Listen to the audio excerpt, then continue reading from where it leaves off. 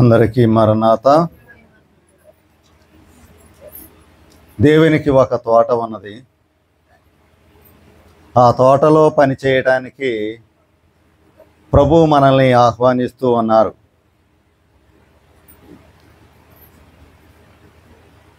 మరి ఎవరు సిద్ధంగా ఉన్నారు? ప్రభు యొక్క తోటలో పని చేయడానికి ఎవరు సిద్ధపడి ఉన్నారు? మత్తయి సువార్త 20వ అధ్యాయము 1-2 వచనాలు చదువుకుందాం. ఎలాగనగా, పరలోక రాజ్యము ఒక ఇంటి యజమానిని పోలి ఉన్నది.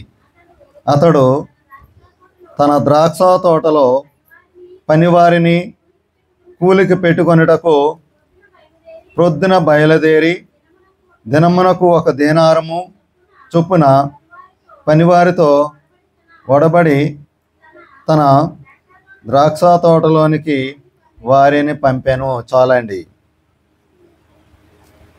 ఇక్కడ పరలోక రాజ్యము అన్నది ఒక ఇంటి యజమానిని పోలి ఉన్నది. ఆ ద్రాక్ష తోట అనేది ఇజ్రాయేల్ యొక్క జనాంగమును పోలి ఉన్నది. ప్రస్తుత పరిస్థితిలో చూస్తే ఆ ద్రాక్ష తోట ఎవరు అంటే సంఘము. ప్రభు పొద్దుటే బయలుదేరి ఎవరు పనిలోకి వస్తారా అని చూస్తూ ఉన్నారంట. ఆయన యొక్క ద్రాక్ష తోటలో పని చేయడానికి పనివారు కావాలి. మరి ప్రభువారి యొక్క తోటలో పని చేయాలంటే గొప్ప భాగ్యము లాంటిది, మహా అదృష్టం కలిగి ఉండాలి. ఎందుచేతనంటే ఆయన తోటలో పని చేసినప్పుడు ఊరికినే వదిలిపెట్టడంట. ఆయన తోటలో పని చేస్తే జీతం ఇస్తాను అంటున్నారు. ఆ జీతం ఎంత? అక్కడ ఒక్కొక్కరికి 1 దేనారము. ఏమండి? అయితే దేవుని యొక్క జీతము కానీ, దేవుడిచ్చే యొక్క బహుమానము కానీ చదవబడిన యొక్క వాక్యానుసారముగా చూస్తే దేవుని యొక్క తోటలో పని చేయడానికి ఆ తోట యొక్క తలుపులు తెరిచి ఉన్నవి. మనమే వెళ్ళట్లేదు. ఆ తోటలో పని చేయాలంటే దేవుడి యొక్క ఆహ్వానాన్ని మనము ఇచ్చే యొక్క విలువను ఎంత ఇస్తున్నాము? ఎందుచేతనంటే ఆయన తోటలో పని చేయాలి అంటే చాలా విలువతో కూడినది. స్వయంగా దేవుడే పిలుస్తూ ఉన్నాడు. ఆ తోటలో పని చేయాలంటే గొప్ప భాగ్యము లాంటిది అంటున్నారు. ఆ తోటలో పని చేయడానికి కొంతమందికి ఒక్కొక్క సమయము ఇవ్వబడింది. ఇక్కడ ప్రభు మార్నింగ్ అంటే ఉదయాన్నం నుండి సాయంత్రం వరకు కూడా ఆ తోటలో అస్తమానం వెళ్ళి చూస్తూ ఉన్నారు. ఎవరు వస్తారా అని. కొంతమంది ఉదయాన్నే వస్తారంట, కొంతమంది మధ్యాహ్నం వస్తారు, కొంతమంది సూర్యాస్తమయము అంటే సాయంత్రం సమయంలో వస్తారు. అయితే వచ్చిన వారికి ప్రతి ఒక్కరికి కూడా ఎంత ఇస్తున్నారు? ఆయన 1 దేనారము ఇస్తూ ఉన్నారు. దీన్ని బట్టి మనకు ఏం అర్థమవుతుంది అంటే ఆయన ప్రేమలో ఎలాంటి హెచ్చు తగ్గులు అనేవి లేవు. నిన్ను ఎలా ప్రేమిస్తున్నారో నీ ప్రక్కవారిని అదే విధంగా ప్రేమిస్తాడు దేవుడు. నన్ను ఎలా ప్రేమిస్తున్నాడో మిమ్మలను కూడా అదే రీతిగా దేవుడు ప్రేమిస్తాడు. మనందరము కూడా దేవుని యొక్క రాజ్యానికి వారసులము అంటున్నారు. అంటే ఆయన యొక్క ప్రేమలో హెచ్చు తగ్గులు అనేవి లేవు. కానీ ఆయన ఇచ్చిన యొక్క పిలుపు ఏదైతే ఉందో, ఆహ్వానం ఏదైతే ఉందో, దానిని మనము అంగీకరించి ఆయన తోటలో పని చేయడానికి వెళ్ళినట్టయితే ఆయన యొక్క ప్రేమ ప్రతి ఒక్కరు పొందుకుంటామంట. ఇక్కడ చూస్తే ఆ తోటలో పని చేసే ఆ పని వారి వద్దకు ఆ మధ్యలోనికి ఆయన వెళుతూ ఉన్నారు. ఒక్కొక్కరిని తొంగి చూస్తూ ఉన్నారు. ఎవరు వచ్చారు, ఎవరు ఎలా పనిచేస్తున్నారు అని చెప్పి వారి వైపు చూస్తూ ఉన్నారంట ప్రభువారు. అలా చూడటానికి ఆయన 3 సమయాలు ఎంచుకున్నాడు. ఒకటి సూర్యోదయము, రెండవది మధ్యాహ్నము, మూడవది సూర్యాస్తమయము అంటే సాయంత్రం సమయంలో. ఈ వెళ్ళిన వారు కొంతమంది అంట ఆ తోటలో పని చేయడానికి వెళ్ళిన వారు పని చేయకోకుండా ఊరకనే నిలిచి ఉన్నారంట, పని చేయట్లా. వారి యొక్క సమయాన్ని వ్యర్థపరుస్తూ ఉన్నారు. గమ్యం లేని యొక్క జీవిత యాత్రలో వారు ఉన్నారు. ప్రభు యొక్క ఆహ్వానాన్ని వారు తిరస్కరిస్తూ ఉన్నారు. మరి ఇప్పుడు మనం ప్రభువారు ఆహ్వానిస్తూ ఉన్నారు మనల్ని, 3 సమయాలు ఇస్తూ ఉన్నారు. మరి ఇప్పుడు మీకు ఏ సమయం కావాలో మీరు చెప్పాలి. మొదటిది ఏంటి?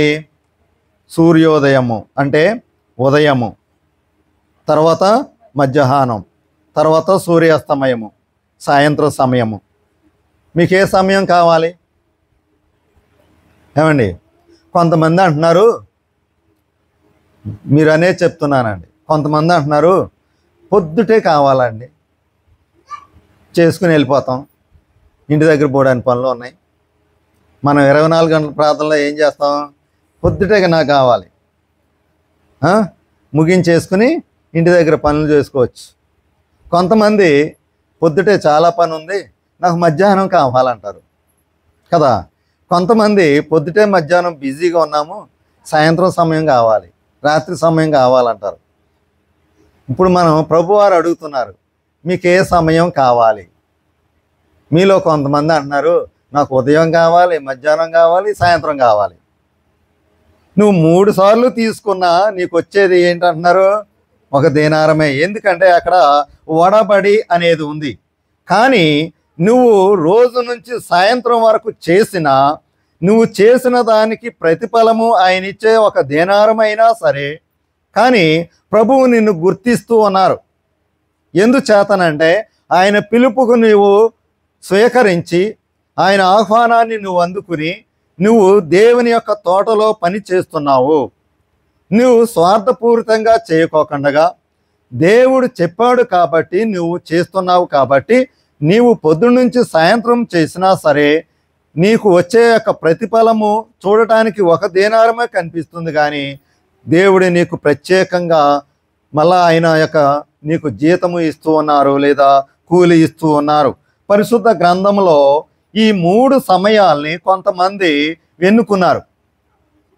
ఒక వ్యక్తి అయితే పొద్దుటే ఎన్నుకున్నాడు, మధ్యాహ్నం కూడా ఎన్నుకున్నాడు, సాయంత్రం కూడా నాదే అన్నాడు. చూసారా? ఒక వ్యక్తి అయితే నాకు మధ్యాహ్నమే కావాలన్నాడు. ఇంకొక వ్యక్తి సూర్యాస్తమయము, ఏది కావాలన్నాడని? సూర్యాస్తమయం అంటే సాయంత్రం కావాలన్నాడు. ఈ 3 సమయాలు పరిశుద్ధ గ్రంథంలో ఎవరెవరు ఏ సమయాన్ని ఎన్నుకున్నారు అన్నది చూస్తే, మొదటిగా చూస్తే సమయము సూర్యోదయము అంటే ఉదయము. సందర్భం ఏమిటి అని అంటే, తండ్రి అయిన దేవుడు ఈ విధంగా తలుస్తూ ఉన్నారు. ఏమంటున్నారు అంటే, ఐగుప్తు దేశంలో ఇజ్రాయేల్ యొక్క ప్రజలు బానిసలుగా ఉన్నారు. ఎలా ఉన్నారని? బానిసలుగా ఉన్నారు. వారిని విడిపించటానికి, విడుదల చేయటానికి దేవుడు ఒక వ్యక్తిని ఏర్పాటు చేసుకుంటున్నాడు. ఇక్కడ ఉదయ సమయము అంటే ప్రొద్దున ఉదయాన్నే ఆ యొక్క ఐగుప్తు యొక్క దేశంలో ఉన్న యొక్క ప్రజలను, ఇజ్రాయేల్ యొక్క ప్రజలను విడిపించడానికి ఒక వ్యక్తి కావాలి. ఇప్పుడు ఆ పని చేయడానికి, ఆ కూలి పని చేయడానికి ప్రభువుకి ఒక వ్యక్తి కావాలి. ఆ వ్యక్తి ముందుకు వచ్చాడు, నేను చేస్తా అని. ఆ వ్యక్తి ఎవరు? మోషే. ఆ వ్యక్తి ఎవరని? మోషే. ఒకసారి మళ్ళా క్రొత్త నిబంధనలోనే వాక్యం చదువుకుందాం. 1వ వచనము 2వ వచనంలో 20వ అధ్యాయంలో, అతడు తన ద్రాక్ష తోటలో పనివారికి కూలికి పెట్టుకొనుటకు ప్రొద్దున బయలుదేరి దేనారము చొప్పున పనివారితో వడబడి తన ద్రాక్ష తోటలోనికి వారిని పంపాను. ఇప్పుడు వడబడి అనేది ఎవరితో చేసుకున్నాడు దేవుడు? ఇక్కడ మోషేతో చేసుకున్నాడు. మోషేకి ఇచ్చేది ఎంత అంటే ఒక దేనారమే. కానీ ఈ మోషే అంటున్నాడు, నేను ప్రొద్దుటే ఉంటాను, మధ్యాహ్నం ఉంటాను, సాయంత్రం ఉంటాను. మోషే తన యొక్క పుట్టుక ఎప్పుడు సంభవించినది అంటే తన యొక్క జీవితము ఈ యొక్క సూర్యోదయము మొదలుకుంది. ఎందుచేతనంటే దేవుడు మోషేను ప్రత్యేకించుకున్నాడు, ఏర్పాటు చేసుకున్నాడు. ఎందుకు ఏర్పాటు చేసుకున్నాడు అంటే ఐగుప్తు రాజు యొక్క చేతిలో బానిసత్వం వహిస్తున్న యొక్క ఇజ్రాయేల్ యొక్క ప్రజలను విడిపించడం కొరకు ముందుగానే తన యొక్క తోటలో పనిచేయడానికి దేవుడు మోషేను ఆహ్వానించాడు. మోషే కూడా సిద్ధపడ్డాడు. ఇక్కడ చూస్తే ఐగుప్తు దేశంలో ఆ రాజు ఎవరైతే మగపిల్లలు ఉన్నారో ఆ వయసు చిన్న వయసు మగపిల్లలు వారిని మరి ఒక్కొక్కరిని చంపమని ఆజ్ఞ ఇచ్చినప్పుడు ఇక్కడ ఆ సమయంలోనే ఉదయం పూట ఎవరు పుట్టారు అంటే మోషే పుట్టాడండి. ఒక స్త్రీకి మోషే పుట్టాడు. ఆ పుట్టినవాడు ఎలా ఉన్నాడు అంటే సుందరమైన వాడు, చాలా అందగాడు, మంచి అందగాడు అంటండి. ఎవరు? మోషే. అయితే మరి బయటికి చూపించడానికి అవకాశం లేదు.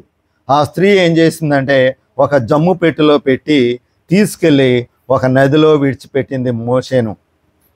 అది నదిలో అలా వెళుతూ ఉండగా ఆ పెట్టె, జమ్ము పెట్టె, ఆ నది ఒడ్డుకి ఆ రాజకుమార్తె స్నానం చేయడానికి విహారయాత్రకు వచ్చింది. అక్కడికి ఆమె చూసింది.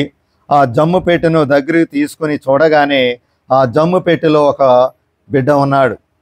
ఎలాంటి వాడంటే సుందరమైన వాడు, చూడటానికి రాజకళకు గుర్తుగా కనిపిస్తున్నాడు. అంటే రాజవంశంలో పుట్టినవాడిగా కనిపించాడంట ఆమెకు. అంతే, ఆకర్షించబడ్డాడు మోషే.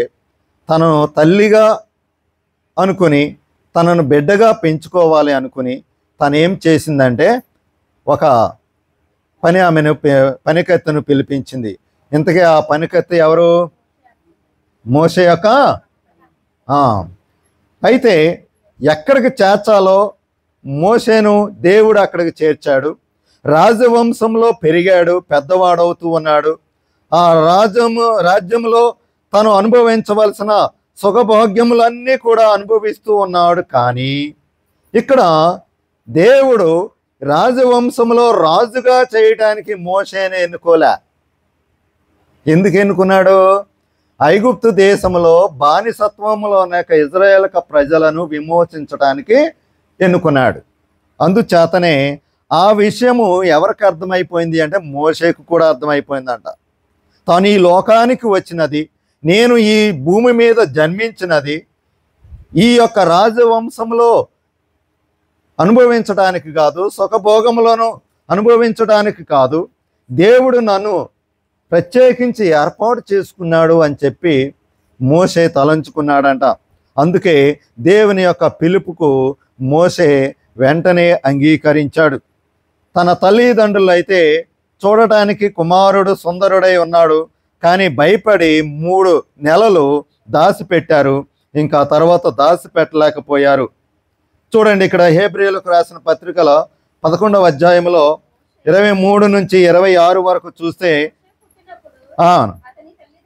అతని తల్లిదండ్రులు ఆ శిశువు సుందరుడై ఉండుట చూసి విశ్వాసమును బట్టి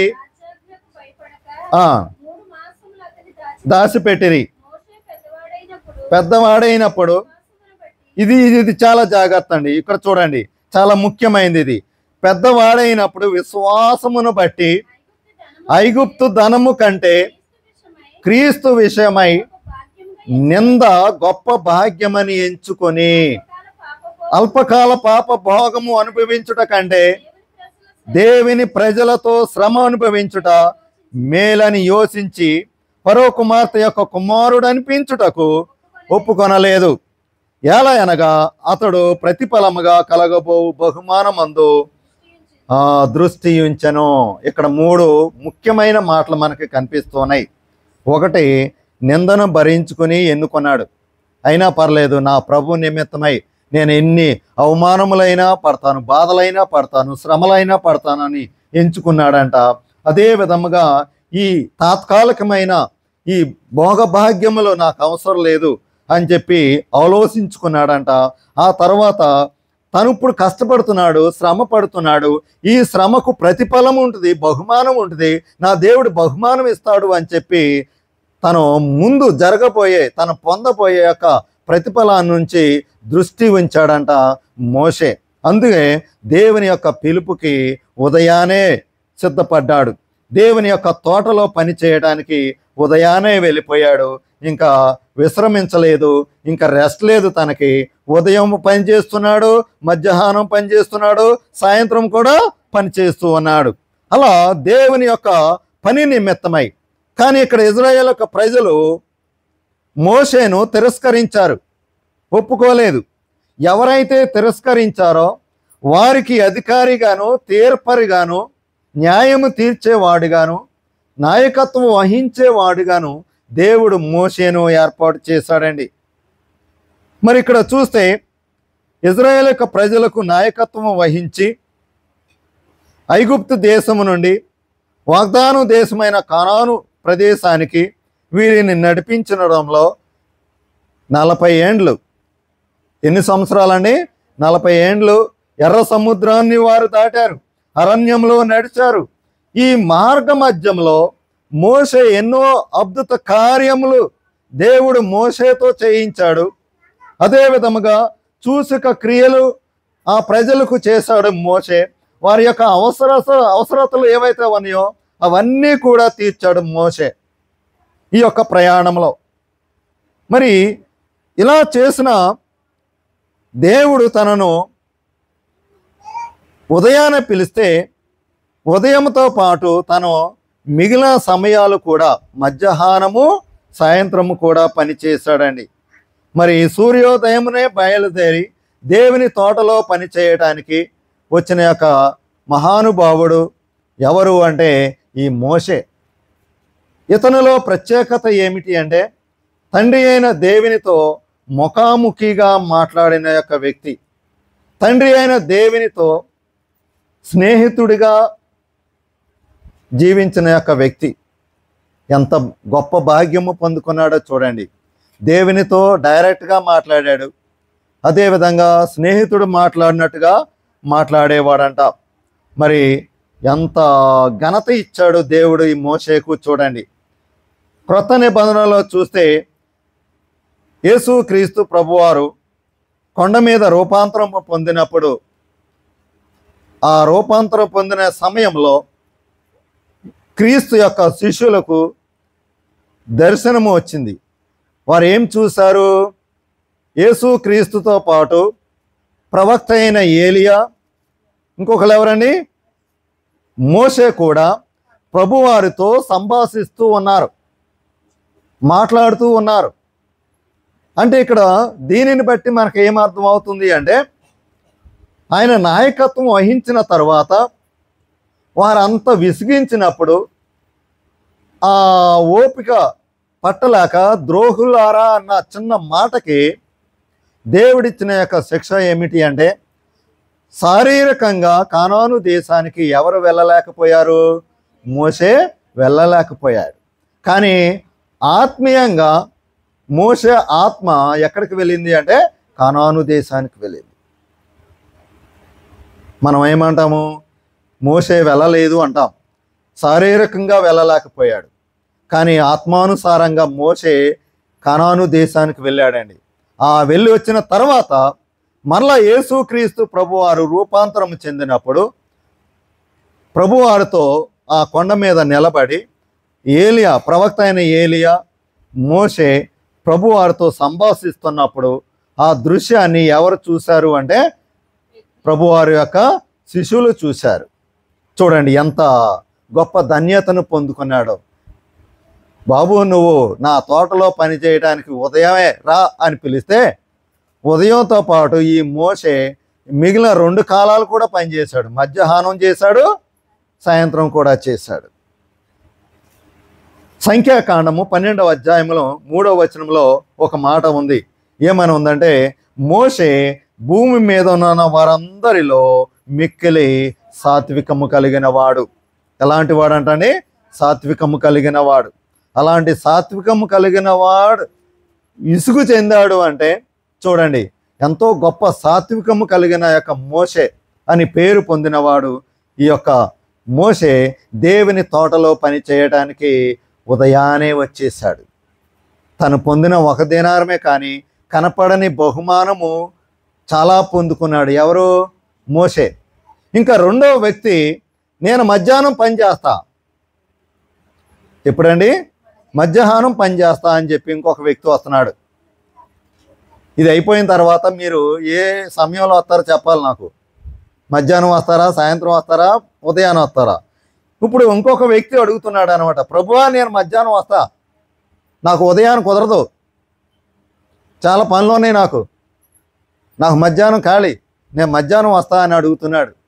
ప్రభు ఆహ్వానిస్తున్నారు, సరే రా అంటున్నారు. సందర్భం ఏమిటి అంటే రక్షణ సువార్త ప్రకటించటానికి. సందర్భం ఏంటండి? రక్షణ సువార్త ప్రకటించటానికి. ఆ వ్యక్తి ఎవరు? అపోస్తుడైన పౌలు గారు. ఆ వ్యక్తి ఎవరండి? అపోస్తుడైన పౌలు గారు. అప్పటి వరకు సౌలుగా ఉన్న యొక్క ఈ పౌలే చాలామంది క్రైస్తవుల్ని హింసించాడు, హత్యలు చేశాడు, చిత్రహింస పెట్టాడు, సంఘాలని పాడు చేసేశాడు. అలాంటి సౌలు ఒక రోజున డమస్కోకి వెళదామని ఆ మార్గంలో ప్రయాణం చేస్తూ ఉన్నాడు. తన వెంక ఇంకా చాలామంది ఉన్నారు. గుర్రం మీద వెళుతూ ఉండగా దేవుని యొక్క వెలుగు ఈ యొక్క సౌలు మీద పడింది. పడగానే కింద పడిపోయాడండి. సౌలు కింద పడిపోయాడు. ఆ సమయం ఎప్పుడో తెలుసా? అండి? మధ్యాహ్న సమయమే.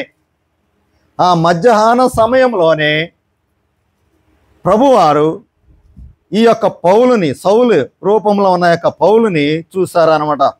ఇక్కడ తోటలో పని చేయడానికి ప్రభువారు ఉదయాన్నే వెళ్ళారు. మళ్ళా కొంచెంసేపటికి మళ్ళా 12 గంటలకు వెళ్ళారు. ఆయన మళ్ళా 3 గంటలకు వెళ్ళారు. ఈ 12 గంటలకు వెళ్ళినప్పుడు అక్కడ చాలామంది నిలబడి వారు ఏం పని చేయకోకుండా, ఆ తోటలో పని చేయకోకుండా వ్యర్థముగా వాళ్ళ సమయాన్ని వృధా చేస్తూ అలా నిలబడి చూస్తూ ఉన్నారంట. అలా నిలబడి చూస్తూ ఉన్న వారి మధ్యలో ఒక వ్యక్తి ఉన్నాడు. ఆ వ్యక్తి ఎవరు అంటే ఈ సౌలే. అప్పుడు ప్రభు పిలుస్తున్నారు అనమాట. ఇదిగో నా తోటలో నువ్వు పని చేయడానికి వస్తావా అని అడిగినప్పుడు ఈ యొక్క సౌలు మీద అంటే పౌలు మీద ప్రభు దృష్టి వెళ్ళిపోయింది.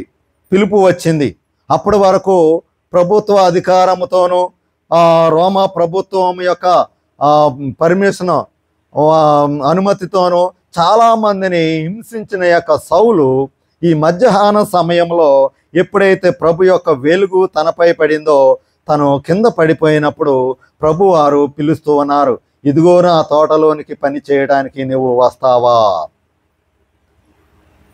అప్పటి నుంచే మొదలుపెట్టింది ఈ యొక్క పౌలు యొక్క సమయము. మధ్యాహ్నం బయలుదేరాడండి. మధ్యాహ్నం ప్రభు యొక్క తోటలో పని చేయడానికి సిద్ధపాటు కలిగి ఉన్నాడు. అంతకుముందు ఈ యొక్క సౌలు జీవితము చూస్తే చాలా అన్యాయమైన జీవితము, అక్రమ జీవితము, హంతకుడు, ఎన్నో తప్పులు చేశాడు, పాపములు చేశాడు. అలాంటి వాడిని ప్రభు ఆహ్వానిస్తూ ఉన్నారు. పరిశుద్ధ గ్రంథంలో ఒక మాట ఉన్నది చూడండి. సంఘటన అపోస్తల కార్యము 9వ అధ్యాయము 15వ వచనములో చూస్తే, అందుకు ప్రభువు, నీవు వెళ్ళము, అన్యజనుల ఎదుటను రాజుల ఎదుటను ఇజ్రాయేలుల ఎదుటను నా నామము కొరకు భరించుటకు, నా నామము భరించుటకు ఇతడు నేను ఏర్పరచుకొనిన సాధనమై ఉన్నాడు. ఇతడు నా నామము కొరకు ఎన్ని శ్రమలు అనుభవించవలెనో నేను ఇతనికి చూపుదునని అతనితో చెప్పాను. అతడు ఎవరు అంటే అననీయ. ఇక్కడ ఎవరండి?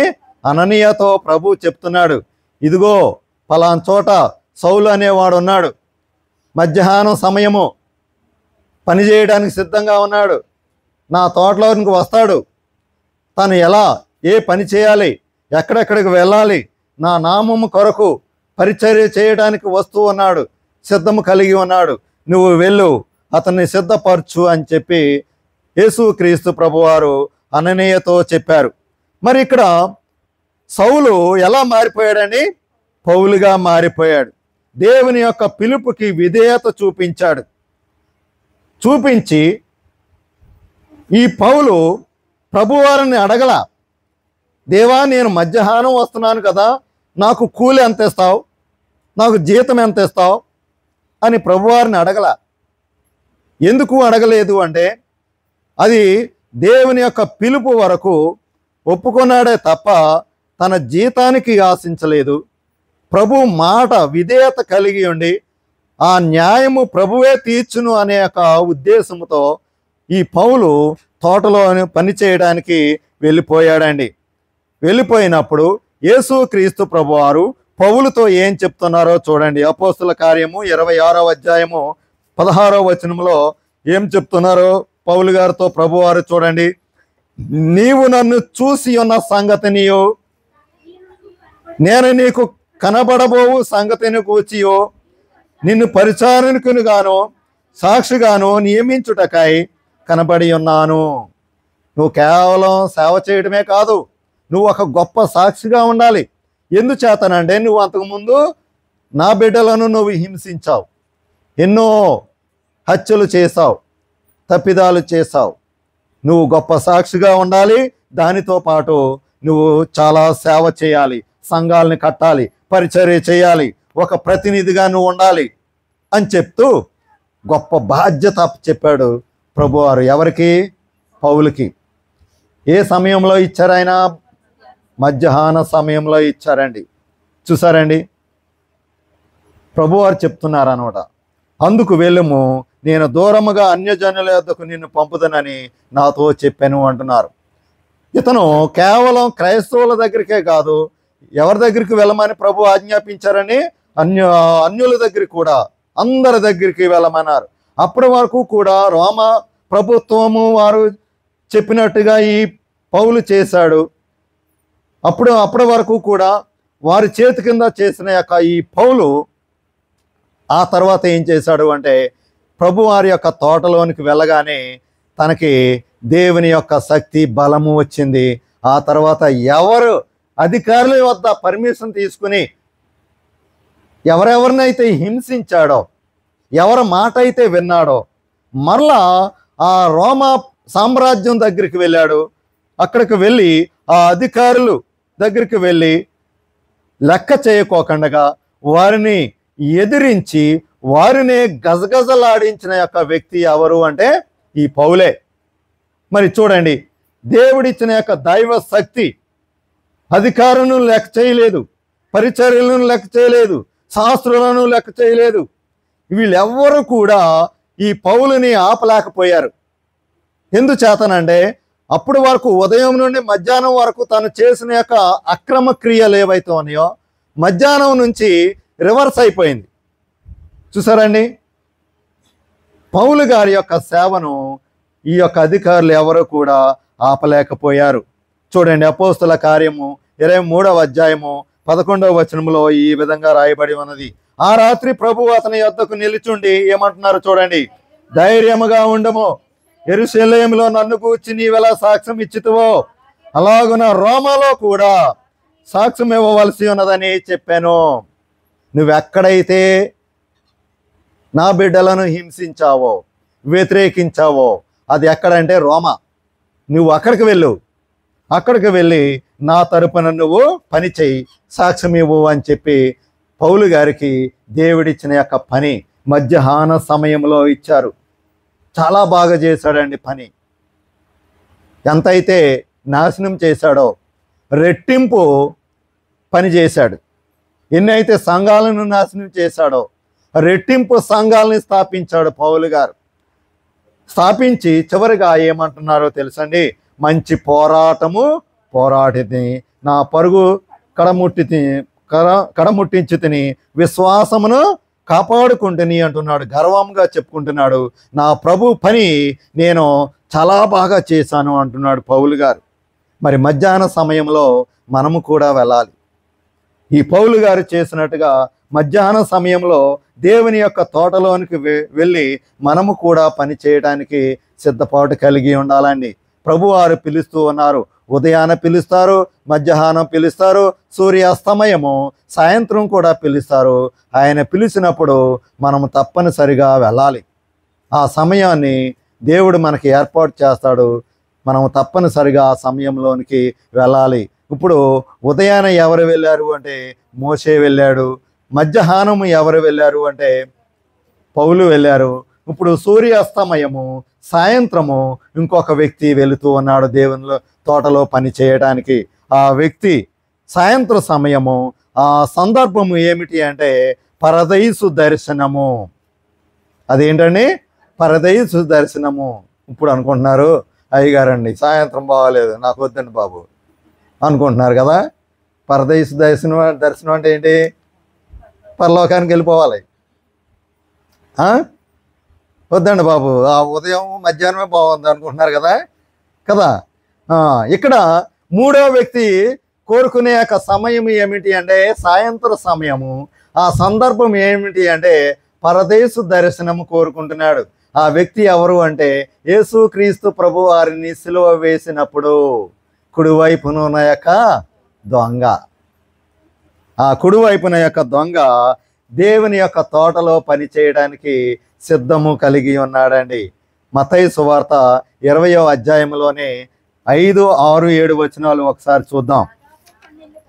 దాదాపు 12 గంటలకు 5 గంటలకు వెళ్ళి మరి కొందరు నిలిచి ఉండగా చూసి, ఇక్కడ దినమంతయు మీరెందుకు ఊరకనే నిలిచి ఉన్నారని వారిని అడుగగా, వారు ఎవడనూ మమ్మను కూలికి పెట్టుకొనలేదు. అందుకు అతడు, అంటే ప్రభువారే, ఇక్కడ యజమానుడు ఎవరు అంటే ప్రభువారే చెప్తున్నారు, మీరు నా ద్రాక్ష తోటలోనికి వెళ్ళుడి అన్నారు. అక్కడ ఊరకనే ఉంటే కొంతమంది సాయంత్రం సమయం అయిపోయింది అక్కడికి. ఆ సమయంలో ఇంకా చాలామంది పనిలోకి అప్పుడు అడిగితే, ప్రభువారు అడిగితే ఎవరు పనిలోకి పెట్టుకోలేదు అంటే మీరు నా ద్రాక్ష తోటలోనికి వెళ్ళండి అన్నారు. వాళ్ళు వెళ్ళారు. ఆ వెళ్ళిన వాళ్ళలో ఒకడున్నాడు. ఆ వ్యక్తి ఎవరు అంటే ఈ దొంగ. ఆ వ్యక్తి ఎవరండి? దొంగ. సూర్యాస్తమయము సాయంత్రం సమయము, సుమారుగా 3 గంటల నుండి 5 గంటల లోపు సమయంలో సూర్యాస్తమయము. ఇక్కడ సూర్యాస్తమయము సమయం ఏవైతే ఉందో, ఈ దొంగ అప్పటి వరకు జీవించిన యొక్క జీవితం ఎలా ఉంది అంటే సూర్యాస్తమయం లాగానే ఉంది, చీకటిగానే ఉంది, గాఢాంధకారముగా ఉంది తన యొక్క జీవితము. ఎన్నో హత్యలు చేశాడు, దొంగతనాలు చేశాడు, కఠినంగా ప్రవర్తించాడు, చూసారండి. కానీ ఉన్నట్టుండి తన యొక్క జీవితము సడన్గా మారిపోయింది. ఇక్కడ ఈ యహలోకం ఏవైతే ఉందో, సుఖభోగములు ఏవైతే అనుభవించాడో, ఆ దొంగ చేసిన యొక్క అగాత్యములు, చేసిన యొక్క చెడ్డ పనులు ఏవైతే ఉన్నాయో ఆ ప్రతిఫలం చెల్లించుకోవాలి, శిక్ష అనుభవించాలి. అనుభవించడానికి బదులుగా సరిగ్గా లాస్ట్ గడియ వచ్చేసరికి ఆ శిక్ష నుండి తప్పించుకున్నాడు ఈ దొంగ. సూర్యాస్తమయంలోనే సరిగ్గా కనురెప్పలు పడిపోతూ, ఇంకా తను కూడా ఓపిక లేక నీరసించి చనిపోయే పరిస్థితిలో ఆ కనురెప్పలు పడిపోతూ అలా తెరుస్తూ పడిపోతూ ఆ మధ్యలో ఉన్న యొక్క వ్యక్తి వైపు చూశాడు ఈ రెండో దొంగ. చూడగానే ఆయనలో ఏమి కనిపించింది అంటే దైవత్వము కనిపించింది. ఆయన ఎవరు? దైవ కుమారుడు యేసుక్రీస్తు ప్రభువారు. ఎప్పుడైతే ఈ దొంగ చూశాడో మళ్ళా తనలో పశ్చాత్తాపం కనిపిస్తుంది. నన్ను బతికించి ఇంకా కొంతకాలం ఈ భూమి మీద ఉంచు అంటలా. ఏమంటున్నాడు అంటే నీ యొక్క రాజ్యంలో నన్ను జ్ఞాపకం చేసుకో అని చెప్పి అడుగుతున్నాడండి. అతని మనోనేత్రాలు తెరవబడ్డాయి. అడుగుతున్నాడు దొంగ ప్రభువారిని, ఇదిగో దేవా, ఆ పరదైసులో నీ తోటలో పని చేయడానికి నన్ను అక్కడికి చేర్చుకోవా అని అడుగుతున్నాడు. ఎప్పుడైతే అడిగాడో తప్పనిసరిగా ప్రభువారు ఒప్పేసుకుంటారు అని చెప్పి పరలోకంలో నుండి దేవదూతలు చూస్తూ వాళ్ళు డ్యాన్స్ కడుతున్నారు, ఆనందపడుతున్నారంట. ఆహా, ఒక నూతన ఆత్మ వస్తుంది మన దగ్గరికి. వాడు కఠినుడే, కానీ సడన్గా మారిపోయాడు కాబట్టి ఈ పరలోకానికి, పరదైస్కి ఒక వ్యక్తి వస్తున్నాడు అని చెప్పి వారు కూడా సంబరం చేసుకుంటున్నారంట. సరిగ్గా ఈ సంఘటన జరుగుతున్న సమయంలో అప్పుడు ప్రభువారు ఒక మాట అన్నారు. ఏమన్నారో తెలుసా? నేడు నీవు నాతో కూడా పరదేశులో ఉండు అని అతనితో చెప్పాను. చూసారండి, సాయంత్రం సమయంలో కూడా. మరి ఈ దొంగ అప్పటి వరకు కూడా ఎన్నో ఘోరమైన పనులు చేశాడు. చివరికి శిక్ష అనుభవించే సమయానికి మారుమనసు పొందాడు.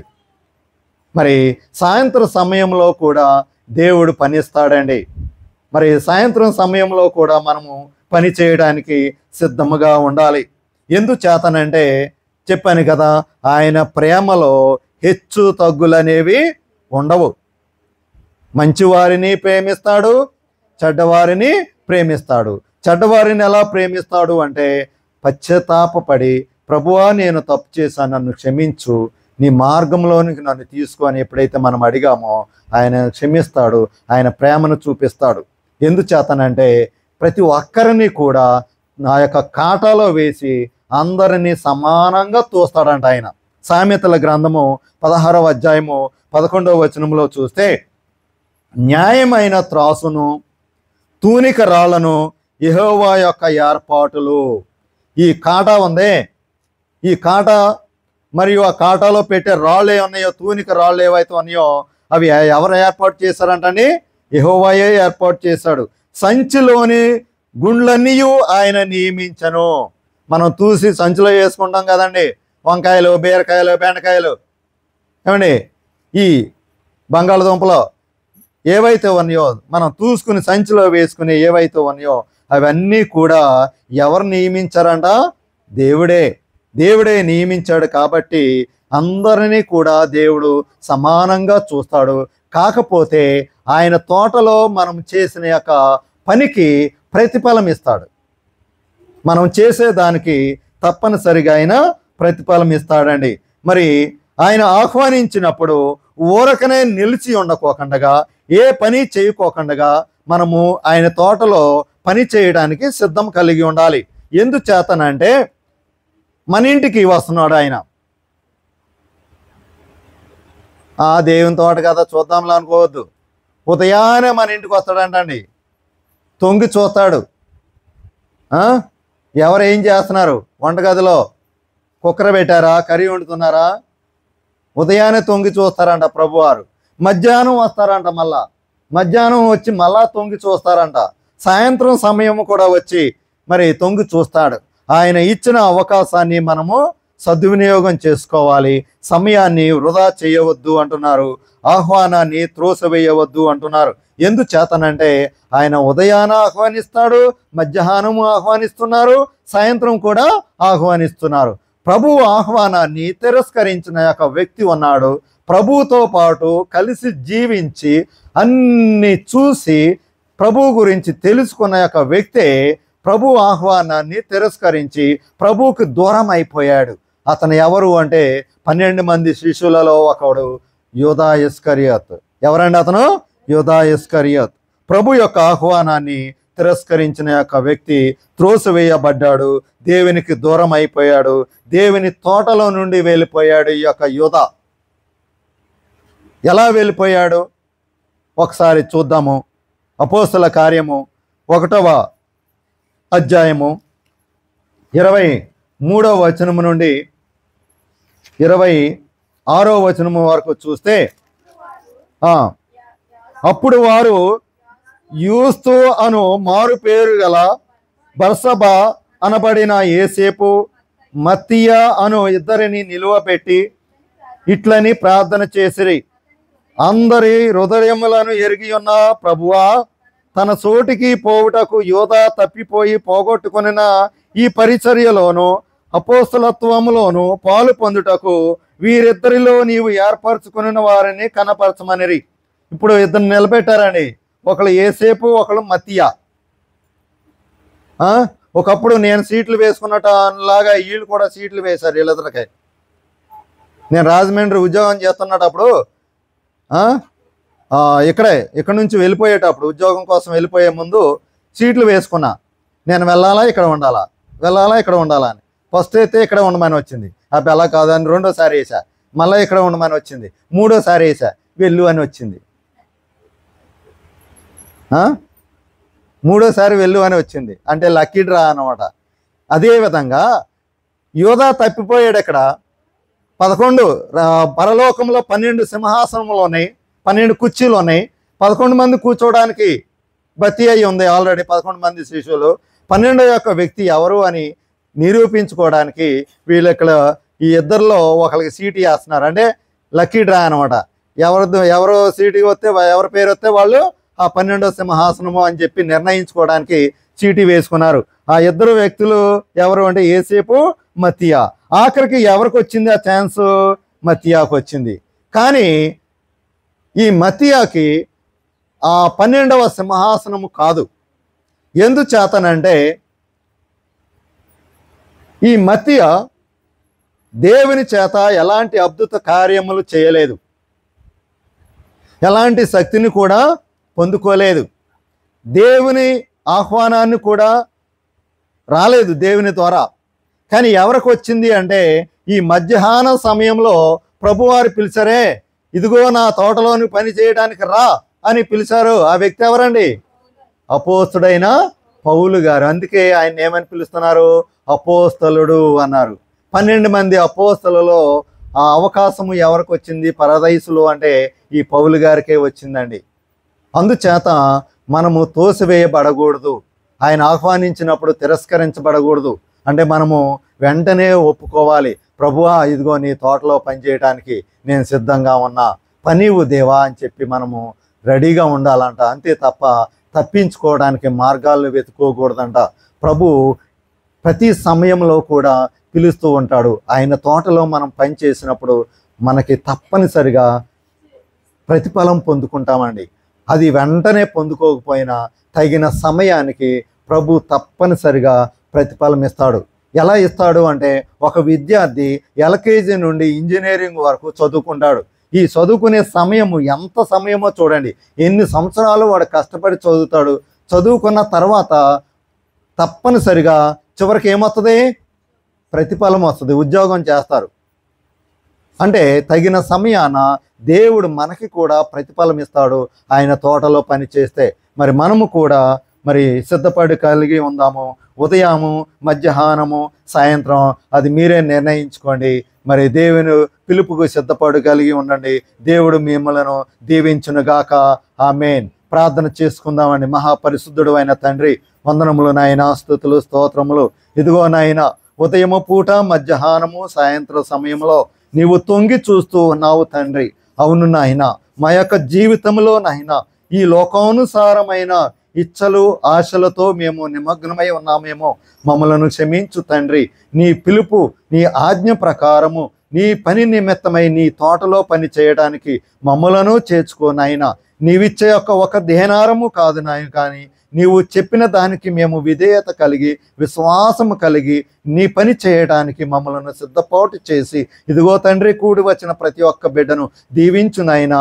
వీరితో పాటు వీరి యొక్క కుటుంబాలను, బిడ్డలను దీవించి ఆశీర్వదించమని యేసు నామమున ప్రార్థిస్తున్నాము తండ్రి. ఆమేన్. అందరికీ మరణాత.